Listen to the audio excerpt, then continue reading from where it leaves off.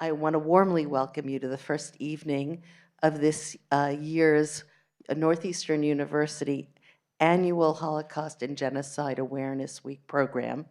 And on behalf of the Planning Committee and our tireless, visionary, and monumentally effective chair, Stotsky Professor of Jewish and Historical Studies, Simon Rabinovich, I want to thank you all for being with us this evening. I'm Lori Lefkowitz, Ruderman Professor of Jewish Studies at Northeastern University and Director of the Jewish Studies Program and the Humanities Center, which co-sponsors this important week of events and programs. In my ex officio role on this committee, it has been my great privilege over many years to read the applications for the Gideon Klein Award and work with our unbelievably talented student scholars and artists. And tonight I will, in short order, introduce this year's Gideon Klein Scholar, Zachary Richmond. If Holocaust and genocide awareness education can remind us of our shared humanity, make us smarter and more compassionate in an ever more contentious world, just read the headlines, it's heartbreaking, then it is in some ways hard to imagine more important work than the work of this committee and the work of this week's programs. The programs are available for you to see at the table outside. We hope that you will come to as many as you can. The week's programs remind us too of the cruelty and destruction of which people are capable, inviting us all to recommit to genocide prevention. In continuing to memorialize the victims of the Holocaust and other world genocides, we renew our commitment to honor the promise of the lives that were lost, with renewed efforts to live into a better and more peaceful future. The talented students over the years who have received the Gideon Klein Award dedicate themselves at a young age to actualizing this commitment through learning, creating art, and in forums like this, teaching. And Zachary has been sort of amazing in that regard, not only in this presentation this evening, but over the course of his work on this material, presenting it in various venues at Northeastern. During the Holocaust, many musicians and other artists were persecuted by the Nazis, some because they were Jewish, others because of the content of their art. This award honors the memory of Gideon Klein, a pianist and a composer who was imprisoned and ultimately died in Terezin and other concentration camps until he died in 1945. While in Terezin, Klein inspired other musicians to compose and share their music with others under the most difficult circumstances imaginable. Professor Bill Geeson of blessed memory established the Gideon Klein Award here at Northeastern for projects related to music and musicians, established the award in 1997 in memory of his mother, Gustelle Corman Geeson. And we gratefully acknowledge the decades-long support of the Geeson family. But I have a special announcement tonight, and that is that this year, we are very delighted to announce the renaming of the award. It is now, or in future, will be the Holocaust Legacy Foundation Gideon Klein Award. And we are grateful to the Holocaust Legacy Foundation and the leadership of Todd Ruderman and Jody Kipnis for their generosity, their passion for Holocaust education and public humanities, and their commitment to sustaining the invaluable tradition at Northeastern into the future. So our hearts are full, and this award enables students to pursue research and art related to the Holocaust, as students are funded to create an original work, prepare a performance, or do research related to art or artists of the Holocaust. We hope that students who are listening tonight, either in this room or online, will apply for the award. The very eye-catching posters, flyers are available outside on tables. They're plastered around the campus. Please do apply. And if this award isn't for you, but you know that person who really should apply, please, please pass the information along. The only way people know about it is to hear about it. So we encourage everybody who is even thinking about this to dream up what their project would be. It's a $5,000 award and funds you in your research. It takes a lot of coordination to create and implement the Week of Holocaust and Genocide Awareness programming. So I do want to take one more minute to thank the members of this hardworking committee, student members Morgan Knight and Deanna Schwartz, as well as Zachary Richmond, who is enrolled as the Gideon Klein Scholar, and my colleagues, Professors Marty Blatt, Rachel Rosenblum, Natalie Borman, Laurel Leff, and Gordana Rabrenovich, and Alexander Levering-Kern, who directs the Center for Spirituality, Dialogue, and Service. Before actually introducing this year's remarkably talented student presenter, Zachary Richmond, my thank yous would be totally incomplete without expressing gratitude to our staff, Deborah Levison-Stanhill and Jenna Ori, but most especially to Gabrielle Hagopian Fiorenza, whose flexibility, skill, and I can't tell you how many rescues have made our programs successful. So thank you all. Without much further ado, art, music, literature are powerful cultural forces. We're here because we know that. And as such, and this is the complexity, the arts have been used in service of both good and evil. In his study of the Nazis' use of jazz during the Holocaust, Zachary Richmond offers us some insight into that complexity.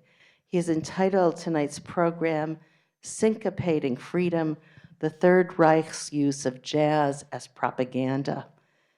Zachary Richmond is a recent Northeastern University graduate with a degree in music industry from the Camp D College of Arts, Music, and Design music program. He was, as such, he was a member of the jazz and fusion ensembles on campus for all 4.5 years. That's Northeastern. He is now working full-time for, wait for it, Universal Pictures in the film music publishing department, where he deals with administration, assisting, managing the studios, film music catalog, scores for music like for movies like Jaws and Jurassic Park. He hopes after he walks at graduation this May to actually move to, where it all happens, Los Angeles. He's moving on and up, and he's amazing. And I've had previews of some of this work, so I know that you have something great to look forward to. I also want to join Zach in thanking his faculty advisor for this project, Professor Francesca Inglesi, who has been, as he says, a mentor, a resource, and a patient guide in this work. And we could not do our work without the support of our colleagues who have the expertise to actually further the research of our students. Zachary, this is now yours.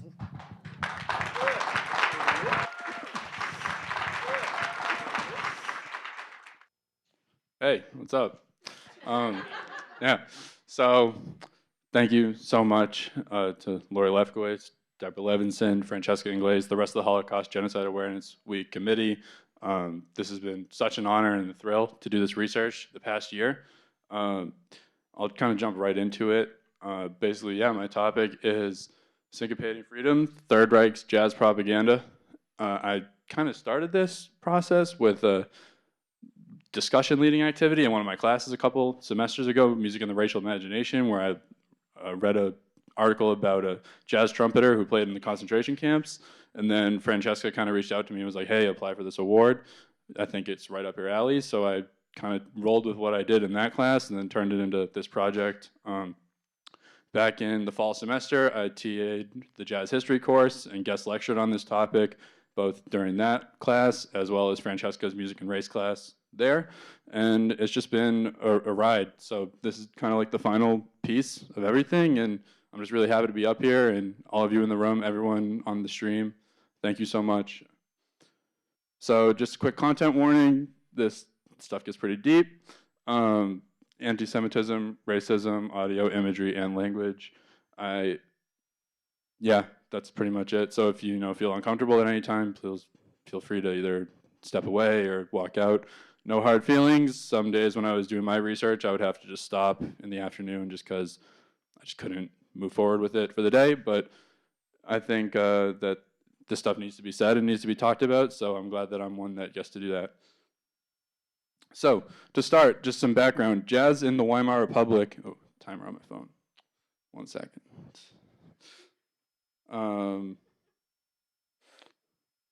Okay, yeah. Jazz in the Weimar Republic. Basically, I have a couple quotes up here. So, first, from Michael Cater, who's a jazz historian, wrote an entire book called Different Drummers on jazz music and drumming during the Holocaust.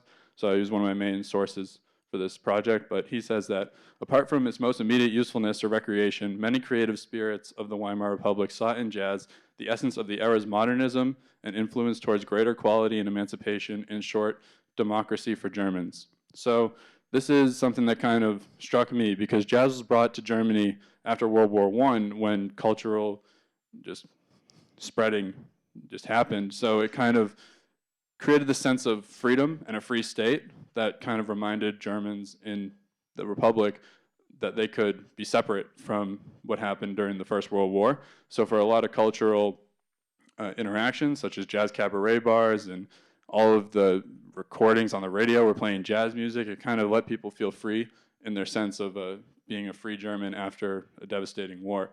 And then to pair off of that, jazz was seen as the means to self-liberation, so self-freedom. So going to a club, seeing a show, dancing, participating in the music just gave people this sense of just a life where they could actually rejoice in and be comfortable.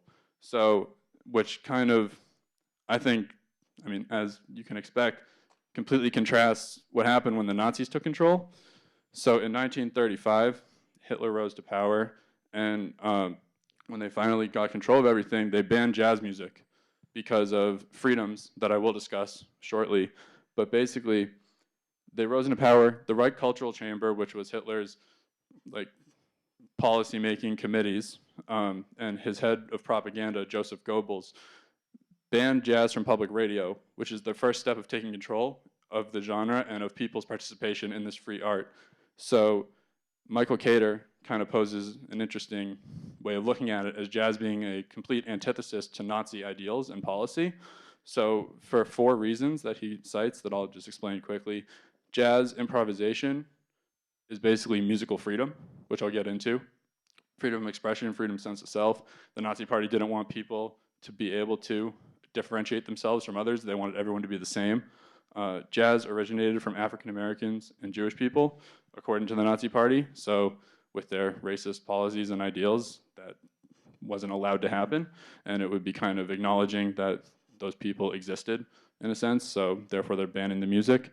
Jazz rhythmic style was deemed too complex for studying marchy rhythms. So I thought this was a cool point because they wanted everything to be like strict marches, 1, 2, 3, 4, like uniform, ordinary, strict. Jazz is not that. Syncopated rhythm is all over the place. Things can happen here, there, bounce left to right, improvisation. It's just completely not that. So initially they viewed it as a music that broke from those bounds and constraints that what they could control and theoretically put out through propaganda. And then kind of wrapping that all up is this 4th idea of how jazz just creates a sense of individualism and a point of individualism to the people performing it, participating, and also the people observing. So with that in mind, that's kind of where I started when I was like, then why would they use it for propaganda purposes, and how could that happen? The first step was the Entarte music exhibition. So that word means degenerate in German. And basically, they created this exhibition where they would showcase Jewish musicians and African American art, and basically say, people interact with this, participate in it, but we're going to tell you why it's bad and why you shouldn't, and why this is what you should not be being involved with.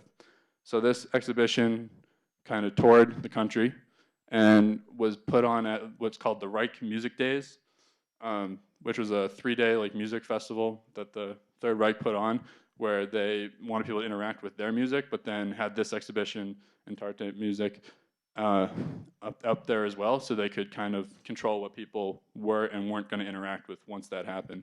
So then, as I said, like it kind of threw me for a loop, and I was like, how do they have this deep indebted hatred towards this art form that I myself have participated in for years as a jazz drummer, and as a Jewish musician, I played in klezmer bands when I was in middle school. It's kind of surprised me that I found out that they would then turn to the music itself to exploit it in their propaganda and just complete appropriation and flipping of the art.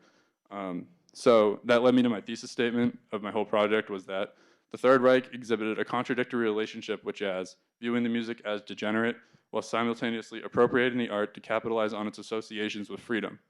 They did this to convince people that they were free in society when they actually were not, and freedom was unobtainable, both musicians and the public. So my idea was basically that they saw factors in this music that made people associate it with freedom, that then they could kind of spin on its head and be like, well, if you're still hearing jazz, and if you're still participating in it through our lens, through our catered, curated propaganda, you will still think that things are okay in society, and then in turn, things like the Holocaust could persist and could happen without interaction or as much of a public lens on it. So yeah, before I dive into my examples of this propaganda, I need to talk and take some time to talk about just the subject matter and discourse within jazz music itself as an art that kind of lend it to this free identity, because I just think that without highlighting those things briefly, it's almost impossible to understand the full picture of why I think they would choose this as the art form to appropriate and exploit. So jazz freedoms are seen in 3 main ways: syncopation, rhythm, improvisation, and then cultural attitudes towards the art and associations towards the art. So to start with syncopation, swung rhythm is the core of jazz music itself. It is created by taking the first and the third triplet of a triplet beat, so 1 triplet, 2 triplet, 3 triplet, taking out the middle, and then making it 1 triplet, 2 triplet, 3 triplet, 4, right?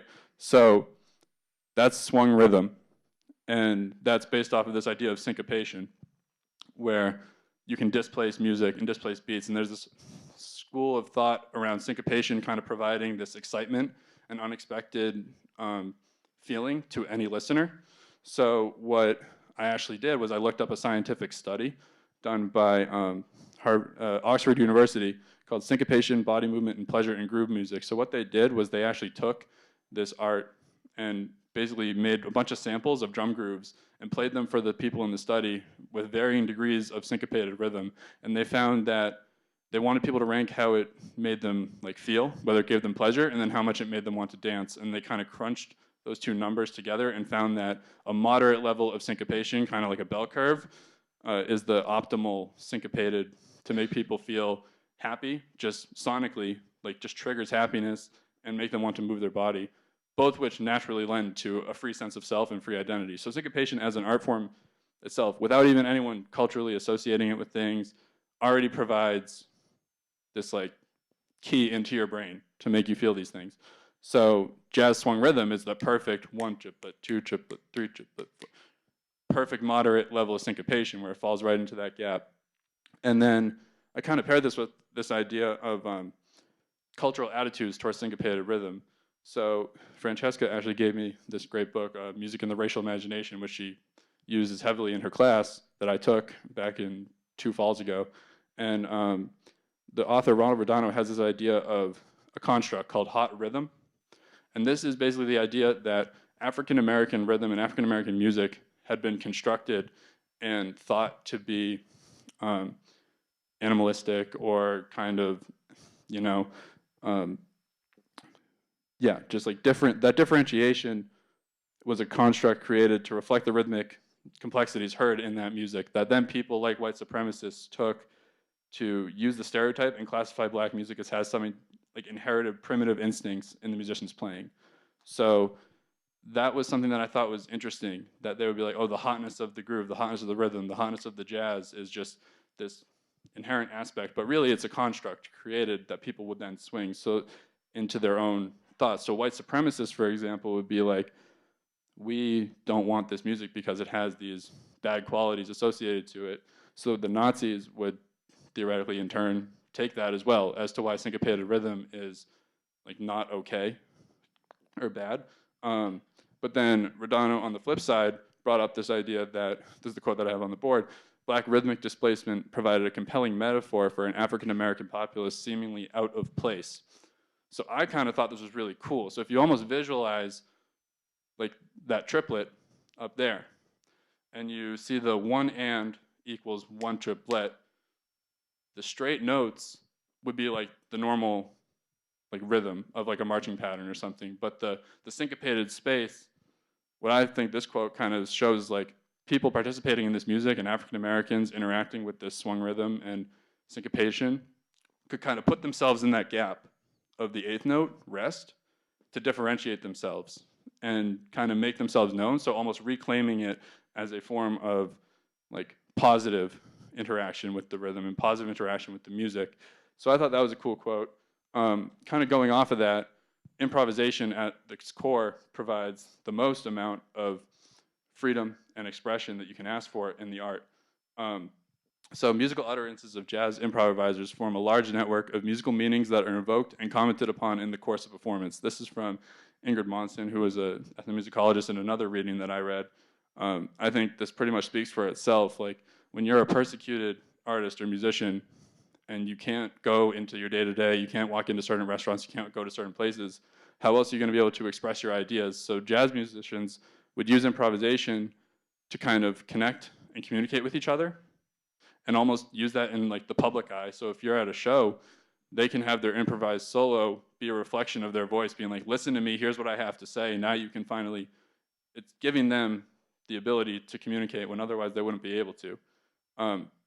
So culturally, people saw in essence the jazz of era's modernism, an influence towards greater quality and emancipation. In short, Democracy for Germans, that quote that I brought back, I think that this speaks it up, right? Because even a public person interacting with this material can hear jazz and they'll feel happy listening to syncopated music. They'll dance, they'll feel free. And a musician, white or black, will play the music and give an improvised solo and feel that they can express themselves and participate. And I just think that overall, that's where German culture was before the Reich took control. And that's how jazz was kind of associated with these free ideals, collectively through syncopated rhythm, improvisation, and then culture, creating this environment where the music couldn't really go away. So what the Reich did was in their propaganda, they would make things seem as they were. Because you can't take away everything and then expect people to still go along with what you're trying to do. So what they would do is that they would try to kind of keep things the way that they were, but change them to fit their goals. So jazz and Nazi propaganda, before I get on the next slide, I skipped one, I'll go back. Joseph Goebbels would kind of do things like coining jazz as German dance music, which is pretty screwed up. And I told people I wouldn't swear. But like it might come back. Yeah, basically their best methods of like doing it, like they would go to clubs and they'd be like, no jazz, but German dance. And now it's German dance music, it's German freedom, but it's controlled by the SS and by the Reich and the propaganda. So they would do this in the public eye, and then their other two main areas of spreading things out would be through radio propaganda and through visual filmed propaganda, which is the two most effective ways that I read about how they got their messaging across. And I have two examples that will tie into that. But the radio propaganda, Goebbels said that he wanted a radio in every house, was a quote that I found, because it allowed him to reach the most amount of people, the quickest and easiest, and then they could put whatever they want on it. They controlled the radio, they controlled the media, they controlled the movies, they controlled the music, they controlled where people went, what they did, everything. So if everyone has a radio, everyone has Joseph Goebbels speaking into their ear. And then another one was filmed visual propaganda, because things are just stronger when you see them on a screen. So part of what I will show you is a video clip from a propaganda documentary that they made, where they actually went into a concentration camp that they designed and made it seem like things were okay. And they used music, and I'll go in there, but I'll get to that. But they figured, and Goebbels figured, that he could use film media and radio to just completely capture the minds of the masses as a whole. And he used jazz music heavily through that. So again, starts with banning it, then goes from, now we have German dance music, now we have jazz played on the radio and jazz being recorded in concentration camps. And I was like, how is this a thing if they condemned it? So my first example is this group called Charlie and His Orchestra, which was Hitler's Hot Jazz Band, is the title of one of the readings I got. So I was like, oh, that's kind of cool. Well, not cool, but you know. And so they were basically this band of great musicians in the jazz scene in Germany and in Europe that were brought to one by the SS, Nazi Party, and basically told, we're going to record you playing American jazz, which, think about this, culturally gives people these free associations, rhythmically makes people happy, and for musicians, through improvisation, allows them to express their work, ideally, and express themselves. And they're like, we're going to have you play American jazz songs, and we're going to change the lyrics to Nazi messaging. So, basically, the band consisted of the lead frontman, Carl Schwedler, Charlie, who they named the band after, band leader Lutz Templin, then more talented musicians, Nino Impalameni, pianist Primo Angeli from Italy, clarinist Betty DeWale, trombonist Jose Breyer, I'm probably butchering these names, and guitarist Meg Tevelian from Belgium, and then trombonist Willy Birking, tenor saxophone Eugene Henkel, and then the Jewish drummer Fritz Broxipper, who is from Germany. So right off the bat, you have a Jewish drummer in these groups. Like, he would be sent to the concentration camp otherwise. He was a quarter Jewish, but you know, one drop of blood, Jewish blood, means you're a Jew, so you're going to get sent to the concentration camp. But they basically but the bigger point is, these musicians are coming from all across Europe and being hand-selected and picked to create this group. So they knew what they were doing. It's not like we're just going to get people to play jazz music. They knew this. There's intent. There is choice that went into this, that then has them putting this music out. So, like I said, they would play American jazz standards and then change the lyrics to Nazi messaging. And they would broadcast this on the radio to foreign troops, primarily. So not even in Germany, but like Allied troops. And they would play them this music when they were at their camps before they went into battle. And then they would print these and send them out on records and distribute the recordings as well. So what I was actually, I guess, fortunate enough to do is find recordings on YouTube.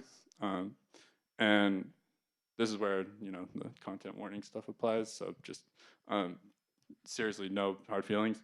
But I'm going to play the recording, and I have the lyrics on the screen. And then what we're going to do afterwards is actually have a band with me. Hannah, you guys can stand up if you want. Hannah Ferguson, Danny Richmond, Jake Landgrove, Anthony Sparrows. And we're going to play the songs in their original intent after I play you the propaganda recording to kind of, you know, bring the music back. Now I know, like, we're at Northeastern, like, I'm not African American, none of us are, but the way that I'm looking at this is not me playing that music in place of or taking it back myself. It's more taking it back as a Jewish musician myself to reclaim it for the intent that this was used in this case, not as a whole. So I just felt like that's important to say and important to acknowledge and address. But hopefully these guys are some of the best musicians I've ever seen, like at Northeastern or really played with in general. So hopefully you guys enjoy it. But yeah, the recordings are gonna suck. The bands will be okay. Yeah. So yeah, this song is Making Whoopee. It is a jazz standard that was written as part of like one of the old like 1920s musical jazz standards and performed famously by this singer named Eddie Cantor, who is a Jewish artist actually. But you know, they kind of mess it up. But I'll just play it. It kind of speaks for itself.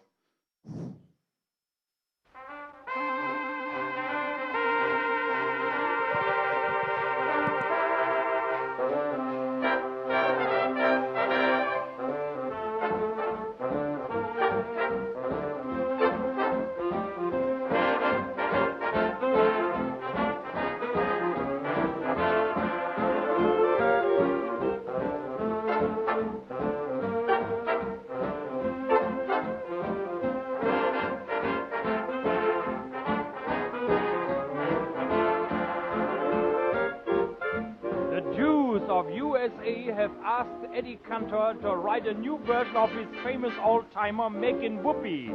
In one of his latest programs on the air, he sang the following song.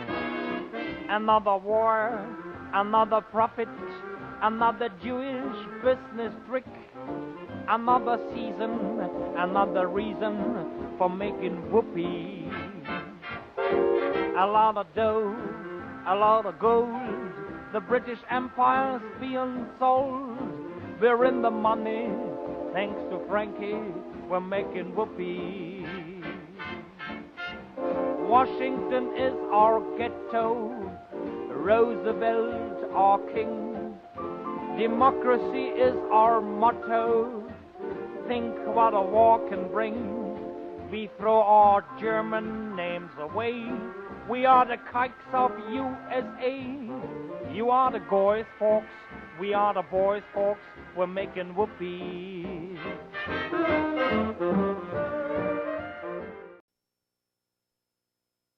Yeah, it sucks. Not joking, like that horrifying. But basically, like raise your hand if the music sounded good, first off. Like not the words, like the instrumentalists playing. Yeah, so most of us, right? Probably at least 30 people in here. I'd say we got 25 hands. I can't count. But 75, 80, 90%.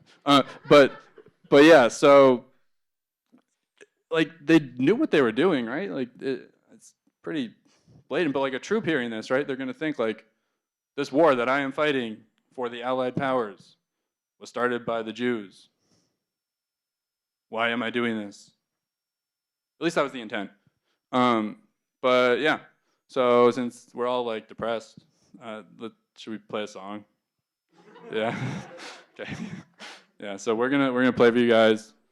This is gonna be happening a lot of back and forth. They're getting their steps in. It should be a good one. I'm standing up here for an hour and a half.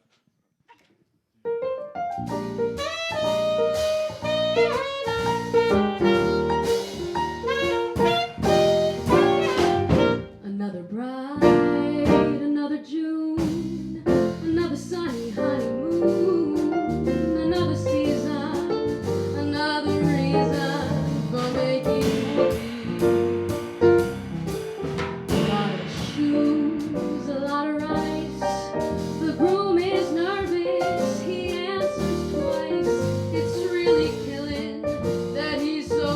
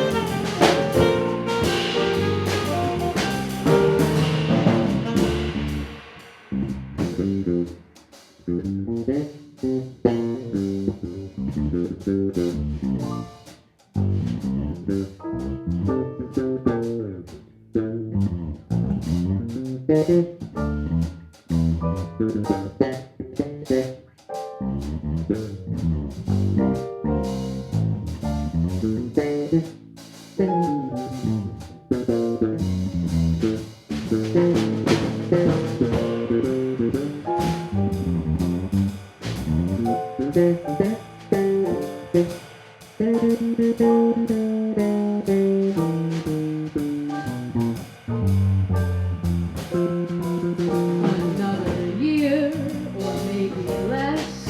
What's this I hear? Well, can't you guess? She feels neglected, and he suspected of making whoopee. She sits alone most every night. He doesn't phone and he doesn't write. He says he's busy, but she says, is he? He's making whoopee. He doesn't make much money, only 5,000 per. Some judge who thinks he's funny says you'll pay 6 to her. He says, now judge, suppose I fail. The judge says, but right into jail. You better keep her. I think it's cheaper than making whoopee. Oh, oh, oh, you better keep her. I think it's cheaper than making WHOOPWE whoopee.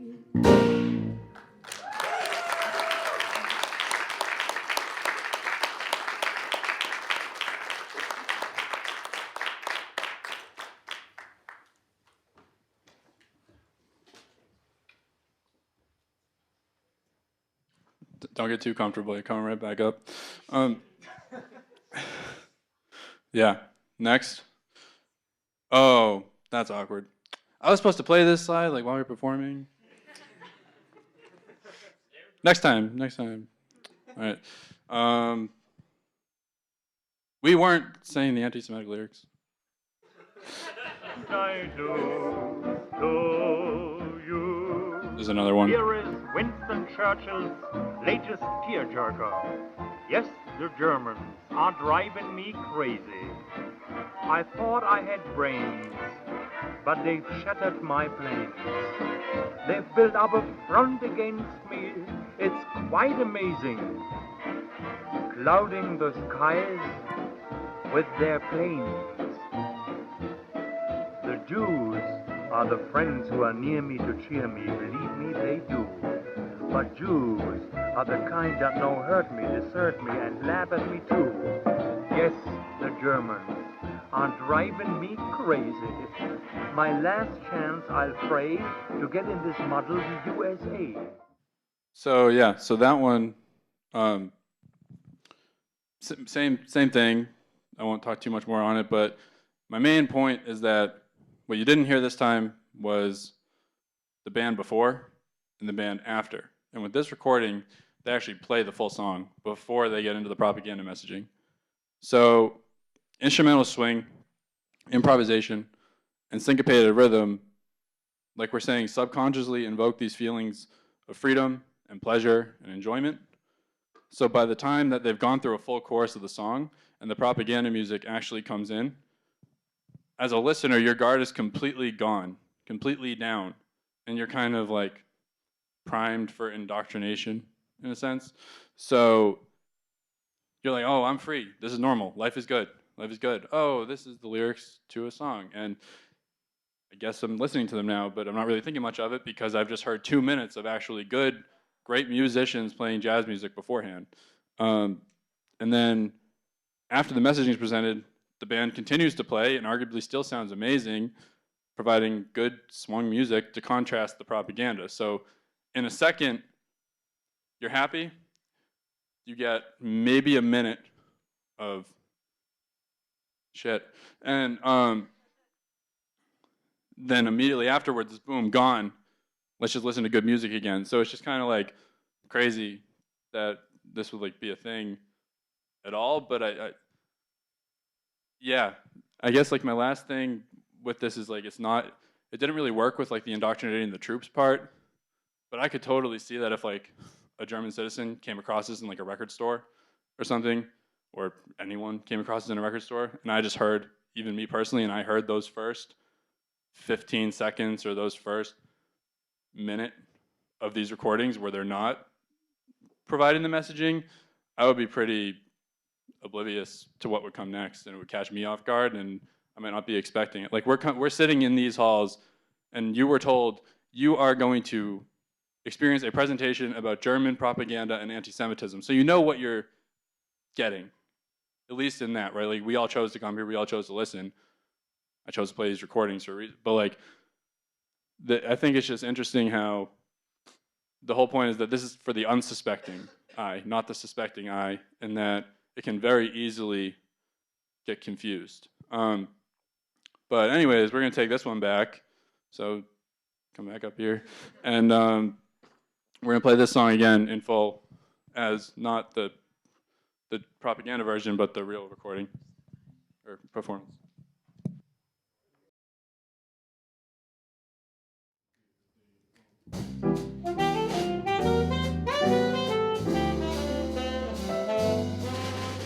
You're driving me crazy. What did I do? Whatever did I do? My tears for you, they're making me hazy, clouding the skies that used to be blue. How true were the friends who were near me to cheer me, believe me, they knew. But you were the kind who would hurt me, desert me when I needed you. Yes, you're driving me crazy.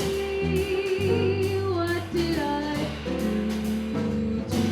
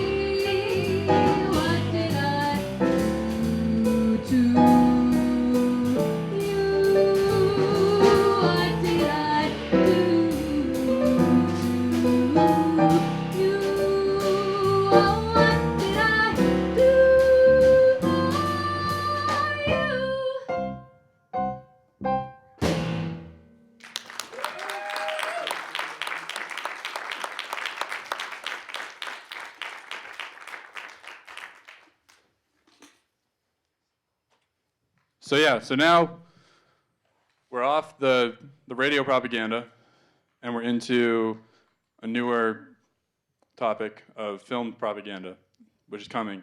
But this is one of my, I think, better examples that I can relate to as a Jewish musician, because what I'm going to talk about is this group called the Ghetto Swingers, who was a jazz ensemble or jazz orchestra, depending on when in the process they were. They started as a quintet and then ended up, by the time that the Nazis really stepped in, it was probably 13 members in the band. But they were all in the concentration camps and were musicians before, and then when the camps happened, they ended up getting music. But to start off, I kind of have to talk about the actual camp that they were in. Laurie mentioned it earlier, but it is the Camp Terezin, which Gideon Klein was at, right? Yeah, and basically, this camp was created to be like a model ghetto type of thing, where they would have nice buildings on the outside. You seen that movie, The Interview, where it's like, yeah, and it's like the fake storefronts and that kind of thing. It's kind of how I picture this. I mean, I've never been lucky enough to actually go and like see this myself. I'm jealous of anyone who has, but the camp was basically set up with like fake buildings, fake activities, and everything, where they wanted people to think that the camps were okay. So this is like a hard thing to conceptualize for me, because anyone who's like heard of a concentration camp knows immediately, and you just picture gas chambers and you picture brutal, horrible things. But this, like on the outside, looked completely normal. This was almost like a city built for the Jewish people, was how they kind of branded it. And music was initially not allowed, but once the Nazis decided that they could like give the Jewish people this sense of privilege and freedom in the camp and build it up as like this fake thing, they let them play music. And like the guards even let the Jewish people have like their own like fake self-governance and fake self-government, to kind of, the eventual goal was that the International Red Cross was making a visit to the concentration camps as like a check to see what was actually going on. So they wanted to show them and use this camp in particular, along with a couple others, but mainly this one, to be like, look, things aren't bad. We're doing okay. We're not killing people. We're just putting them elsewhere and giving them other opportunities to live their lives as normal. So we're going to give them musical instruments. We're going to give them jobs. We're going to let them have leisure time. But it was all fake. And many prominent Jewish jazz musicians who played before the camp started and before the Nazis took control, such as Eric Vogel, who I spoke about and I will speak about. He was the guy who did my like discussion leading thing on that kind of started this whole process way back in fall 2020. Yeah, 2020. Basically, many prominent musicians who played before the camps like grouped together once they realized, oh, we can still play music in these camps. So my buddy who I saw at a jam session that one time, or my friends who I know are musicians, we're going to group up and create groups and kind of develop a community. So one of these groups was called the Ghetto Swingers, founded by trumpet player Eric Vogel. And I'm going to botch the names again, but I feel like it needs to be said, and some of them don't even have like first or last. But Eric Vogel played trumpet, Dr. Brammer played piano, Dr. Kurt Bauer played percussion, Fronta Goldsmith played guitar, this guy, person Fasal played bass, Langer on tenor sax and clarinet, Fraulein Monter trombone, and Eric also played trumpet. Yeah. So basically, they were one group, and then there was this other group, the Jazz Quintet Weiss, with this guy Fritz Weiss, who was a great clarinetist, who started that group, with Wolfie Ladero on piano, Paul Lubinsky on double bass, Coco Schumann, who's didn't have the space to talk about him in this presentation, but he is like one of the most renowned musicians from concentration camps. But I just went with Eric's story, just not by choice, like directly, but just by consequence of my research and where it went. But Coco Schumann has wrote a book himself called like The Ghetto Swinger, and it's like a memoir of his experience in the concentration camp. I would recommend it to anyone. I will be reading it myself. And he was percussion in this group, although he was a guitarist also, and Goldschmidt also played guitar in Quintet Weiss. But eventually they merged into one group because they were both playing at like the same venues. So they were playing at the coffee house, the cafe. They were playing at the bandstand, and then SS kind of realized like, oh, if we're gonna let them play music, why don't we like make them play music for us? So it turned into where they would play music for like 8 hours a day with no breaks and just entertain the guards when they were on their off shifts. And eventually they kind of added like members to make the band play less just instrumental jazz and more like orchestral arrangements. So by the time that the video of the propaganda camp came out called Terrorism, a Documentary, that they were going to show to the Red Cross to prove that things were like okay, the band was like completely reformed. But yeah, so these are stills from the propaganda clip. But as you can see, like it showed them like playing soccer with spectators in like a giant venue. Some person making things out of pottery, like normal things that anyone normal would have with a normal life and normal freedoms. So, and you think about the power of video messaging and video propaganda.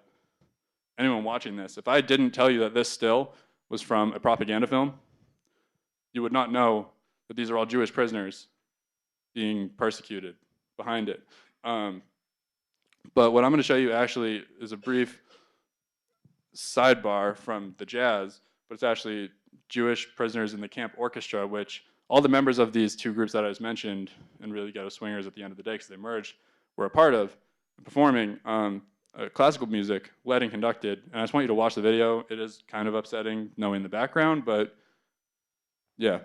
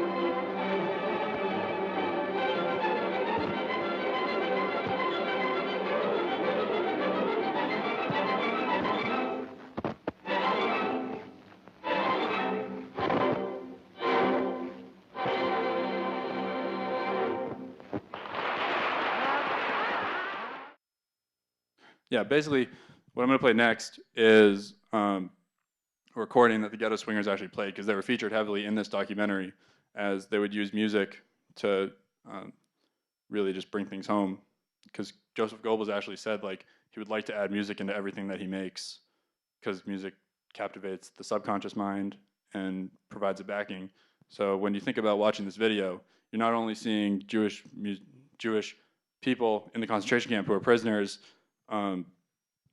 like doing normal things, playing, being happy, playing sports, but you're hearing jazz in the background. So think about how jazz is making you feel hearing it paired with this visuals. So why they would create this to show to the Red Cross to get the camp approved. These are the Ghetto Swingers playing. This recording was made for the video, and this is one of the songs that they would consistently play.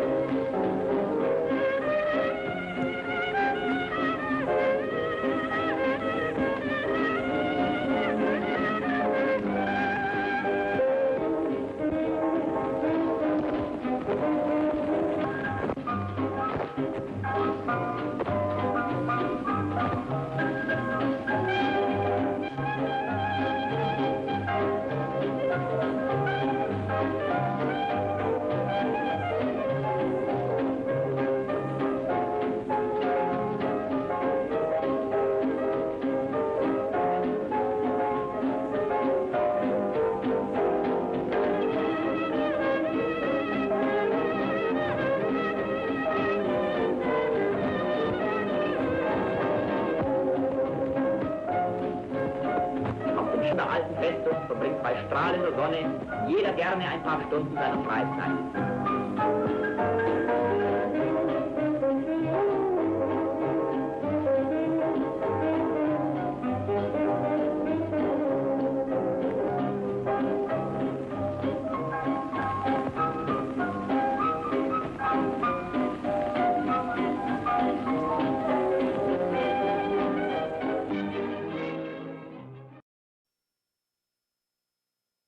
So yeah, I mean, I think they're amazing. Like, really great musicianship. They sound great, and overall, like, part of me is kind of glad that they got to at least experience this, even though it was. I'll talk more on this later, but even though it was like they're in the concentration camp, they're being used. It's, you know, you get to interact with this music. I mean, I love playing jazz music. I love interacting with fellow musicians, and at least, you know, this gives them something to kind of hang on to. Take that how you will, but yeah, basically the German that's going on in that clip, and I actually got a copy of the film, but I had to get it back to the library before this, so I couldn't show the actual clip. But it basically says, like, on the old fortress grounds, people were happy while away. Away from where? I don't know. Happy, maybe, in the moment. But when the cameras go away, what happens? But yeah, that's like depressing and all. But we're gonna play that song ourselves with the lyrics that were popularized around after World War II. But yeah, so Dan, come back up. This should be more fun.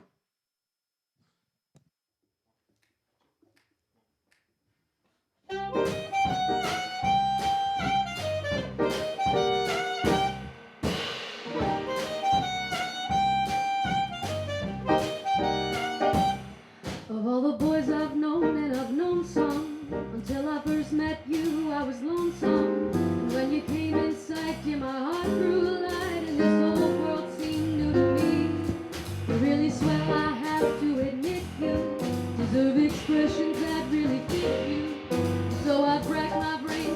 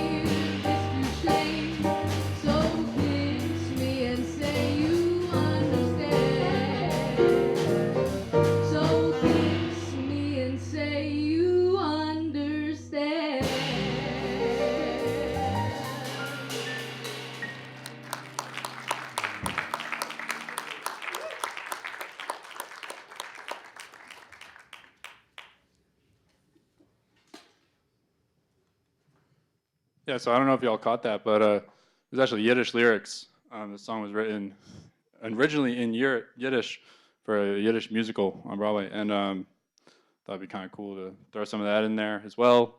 Repurpose the language, bring the art, not necessarily for this one back to its initial intent, because I truly think that like I wanted to play that because I was like, it would be cool to play that song because the Ghetto Swingers played that song, and I want to play that song. Not that there was anything wrong with what they did, as in the other examples, but I just think that'd be a cool way to celebrate them a little bit in light of everything else that happened.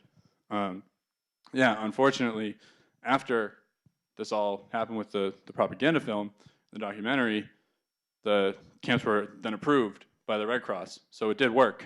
The jazz music invoked those feelings and made people feel free and witness freedom and think there was actually freedom there. And then once the Red Cross was like, all right, see ya, most of the members were actually sent to other concentration camps. And unfortunately, most of them didn't make it from there. So that's upsetting, but I thought that playing that song would be a cool way to remember them, in a sense, for the music that they made, the enjoyment, freedom that they felt and experienced. So I hope you all enjoyed that one. I'm gonna kind of wrap up my main like points, right? Like I've showed you propaganda videos, I've showed you recordings. Now what I want to kind of highlight, since we can't, people, you know, survivors are less and less these days, and the stories that we get to hear and witness are less and less these days, especially with the pandemic. I mean, I felt like I would be doing this an injustice if I didn't try to get like some poignant quotes from the actual band members themselves. So first off, from the drummer, Freddie Broxtoper from Charlie and his orchestra, he notes in a video I watched and then other readings that basically the band members there were kind of privileged from other members of society. Like they didn't have to get put into the army to serve in the war. They didn't, like, they got paid very good wages. They got to, even notice that they got to like smuggle in things to their rehearsals and that otherwise the SS would have confiscated. So the privilege that was given to these musicians already kind of elevated their sense of freedom and like sense of self. On his level, he's Jewish, so he would be in the concentration camp otherwise. So I don't really blame him per se for participating in this. He also noted that the band members of Charlie and his orchestra weren't always given the sheet music with words on it. They were just given the music, and the singer would be so far in front of the band that they couldn't hear the words he was saying. So he reflects and he says, looking back on it as a big band, the group made very good music, the best of all times, which I tried to highlight. Like they sound great musically. After all, we managed to get the best jazz musicians together in one orchestra. So he, a Jewish musician, got to not be involved in the concentration camps and got to celebrate his freedom and experience freedom. And the other soloists and other musicians in the group got to still enact in everything that we've talked about and highlighted, so swung rhythm and how it made them feel as musicians, how it made people feel listening, and improvisation, expressing themselves, expressing their words and their worth, and just culturally still being able to participate in an art that was normal to them at the time when everything else was not. So I think that's an important thing to highlight, that the band members themselves, one way to look at it is that the propaganda worked on them and made them not really realize what was going on. But I think they did, personally. But another thing to say is, like, at least for people like Broxtoper, at least he's not in a camp. But for the members of the camps, Vogel even noted that jazz saved his life, not just because that he was in the Ghetto Swingers, but unfortunately, like, the rest of them got sent off to other concentration camps. When he got removed from Terezin, he was in another like line or check-in. I don't know exactly how it would have worked, but he notes that he went into line and an SS guard recognized him as a musician and said, Eric, like, don't tell them that you're 25 years younger and can lift 3 times as much weight that you can currently, because he was like old at the time. And he's like, okay, I'll do that. And he told them that at the check-in, and then they put him in the other line. And the line that he was in went right to the gas chamber, and the line that he wasn't in, that he got moved into, got sent into the camp, where he was then in another ensemble for the same purpose and same meeting.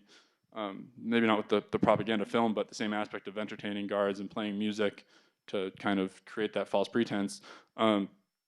So jazz literally saved his life. It gives not only the freedoms of expression and, you know, sense of self in that way, but it gives you freedom to like live.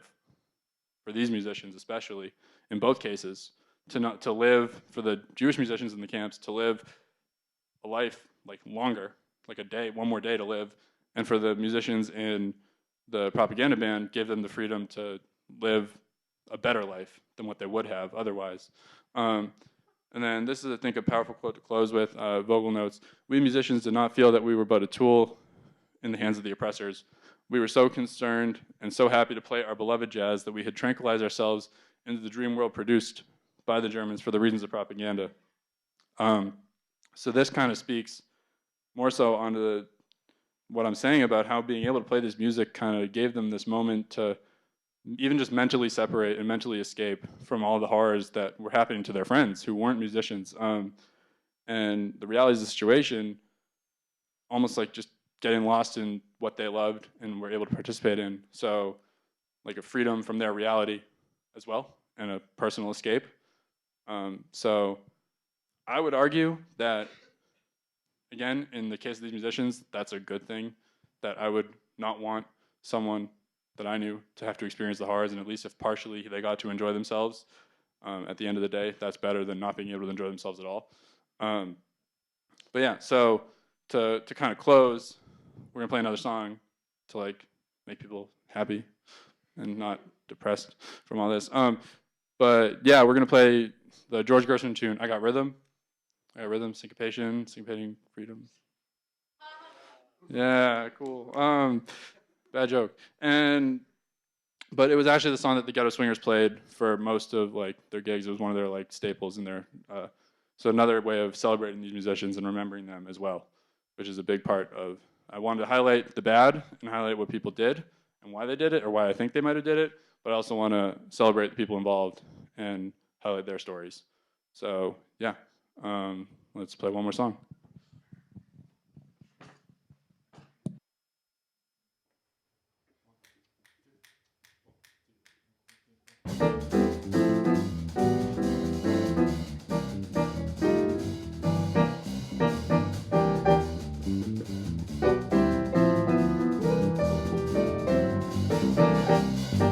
I got rhythm, I got music, I got my man who could ask for anything more. I got daisies in green pastures, I got my man who could ask for anything more. Old man trouble, you won't find him, you don't find him around the door. I got starlight, I got sweet dreams, I got my man who could ask for anything more.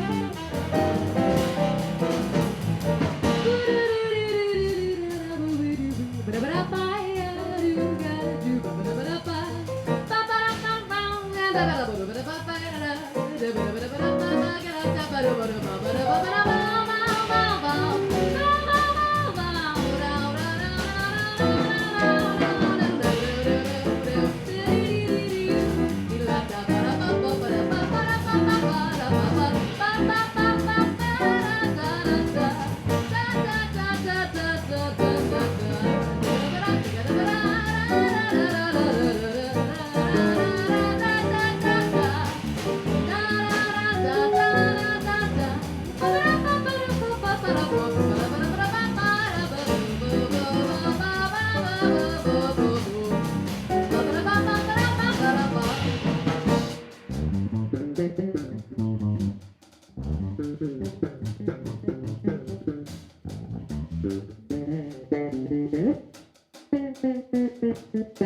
I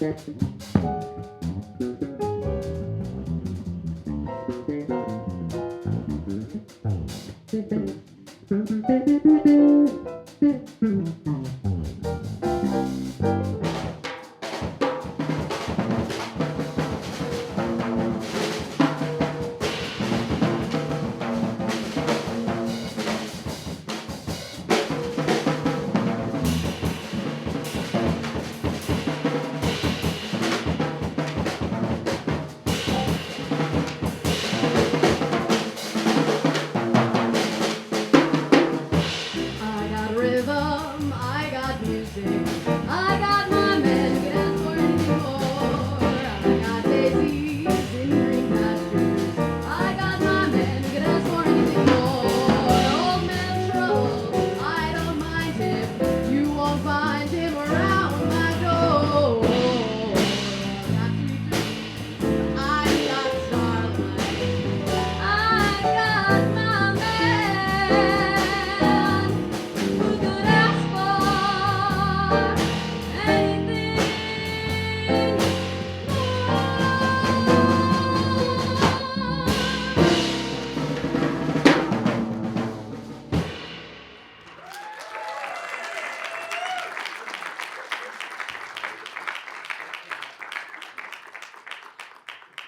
Anna Ferguson on vocals.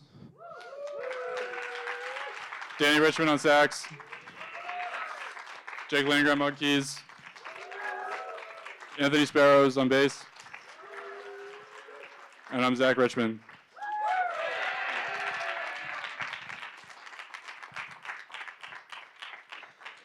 So now, if we have time, 10 minutes, if anyone has any questions, you can either take a mic or... I have one here. Cool, I just want to express the appreciation I think that everybody in this room is feeling for what you've done with this music. I mean, I think we all feel very privileged for being able to have experienced it with you. And so thank you so much. We'll give you one more round of applause.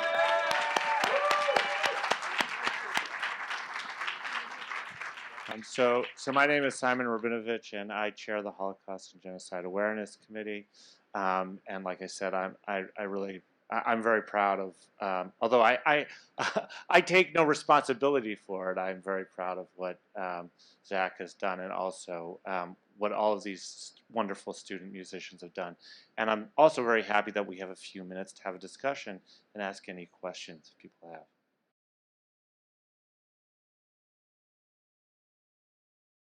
See, you're not used to this. At concerts, you don't usually get to ask the musicians questions. Hi, I'm Riley. I use the she series of pronouns, and I have a question for you about like intersectionality. So there's a lot of crossover between jazz and queer spaces, which is often explored in plays like Bent by Martin Sherman really explores jazz and queerness in Nazi Germany. Did you run across any intersectionality with like queerness and Judaism and jazz in your research? Not in my research in particular. I actually like back in, not through my, so the answer in my process, no. Like, you know, the musical Cabaret, like I played in the pit for that back in fall 2019. Yeah. So that was a really cool experience.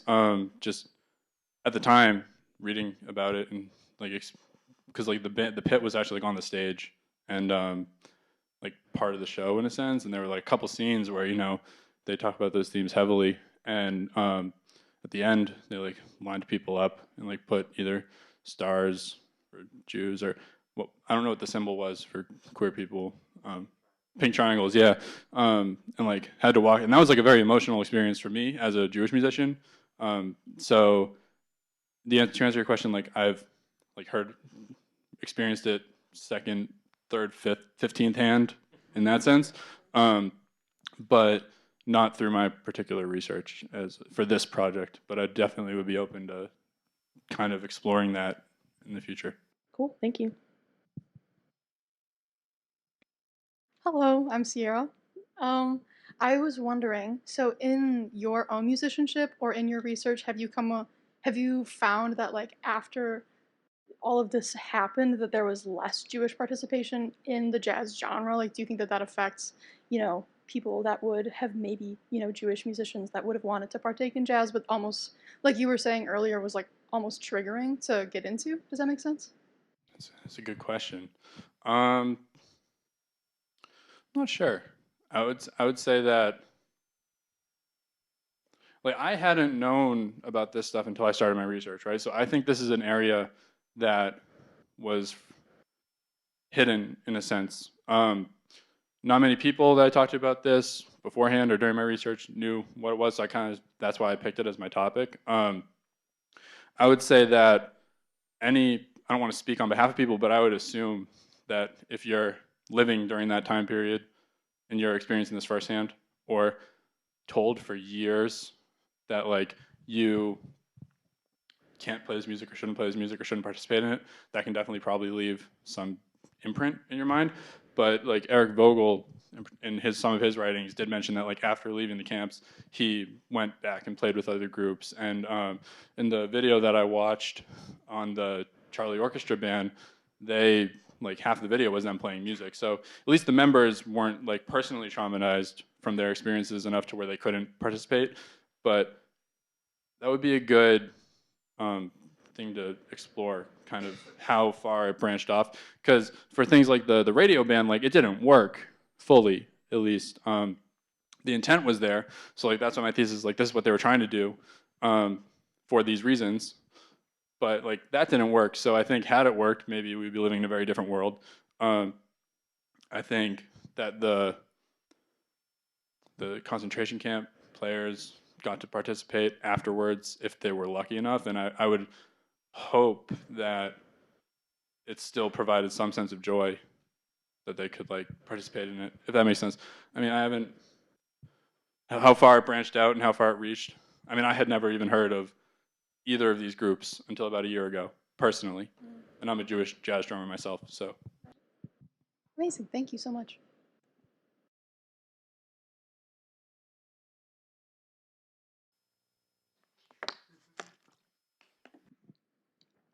What's up? I'm Justin. You touched on this a little bit at the end regarding the survivors in the band and sort of like what they were able to do after the Holocaust. Did some of them like write memoirs about their experience? Yes. Yeah. Yeah.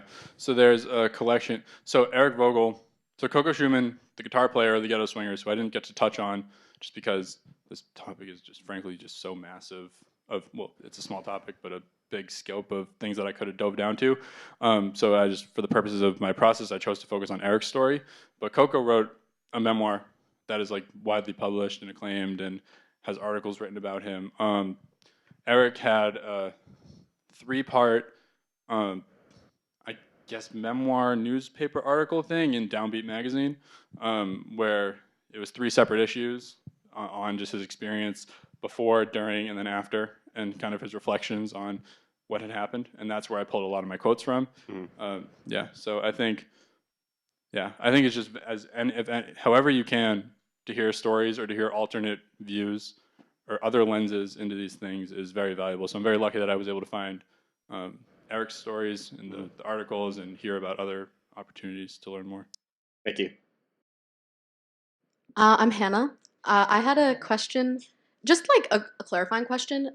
The video that you showed of Charlie and his orchestra playing for people, were those Jewish prisoners or were those Germans? And who heard the music most of the time? Was it the prisoners or was it the people that worked at the camp? The video from the documentary? Yeah. Yeah. So everyone on stage was a Jewish prisoner. Everyone in the audience was a Jewish prisoner. They were told to, they were dressed, they were told to participate and act, well, not told to, forced to, as if like that was their normal life. Right. So they all looked, I thought that they were Jewish. They looked their eyes were just like dead, and yeah, it was very upsetting. But I wanted to ask. I personally can't imagine what the toll that takes on you to be put in that situation, to be a member of Charlie Nord's orchestra, the radio band, as a Jewish drummer, to be a member of the Ghetto Swingers or the camp orchestra, or even just someone walking down the street as they film that documentary, I guess. So yeah, I think it's powerful stuff, and that video is from the Holocaust Museum's website, straight from it. I got a cut of the full thing. I think it's like Northeastern Library, I think, has a copy of it, or if not them, interlibrary loan programs. Which, I also forgot to thank the library people, if any of them are watching, because Our library is wonderful. anytime I needed a source, or I have some stuff to return.